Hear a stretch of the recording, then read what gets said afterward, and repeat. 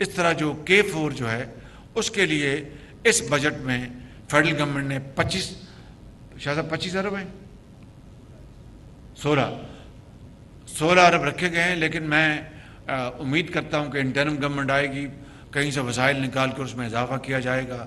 اس کے بعد جو بھی مینڈیٹڈ گورنمنٹ ہوگی وہ کیونکہ اگر اس شہر کو جو پاکستان کا کماؤ ترین شہر ہے، اس شہر کو جو کہ اربوں خربوں کا ریونیو جنریٹ کرتا ہے، اور وہاں پر پینے کا پانی عوام کو نہ ملے، تو اس سے بڑی میں سمجھتا ہوں کہ شومی قسمت کی اور کوئی بات ہو نہیں سکتی. لہٰذا ہمیں سب کو مل کر، وفاق کو اور صوبے کی حکومتوں کو مل کر ہمیں اس چیلنج کو جتنی جلدی ہم اس کو طے کر لیں اتنا اچھا ہوگا. میں سمجھتا ہوں کہ یہ پانی کا مسئلہ کراچی کا ہمارے لیے سب سے بڑا چیلنج ہے، اور اس کو ہم جو بھی اگلی حکومت آئے گی وہ اس کو انشاءاللہ ضرور سندھ گورنمنٹ کے ساتھ مل کے طے کرے گی.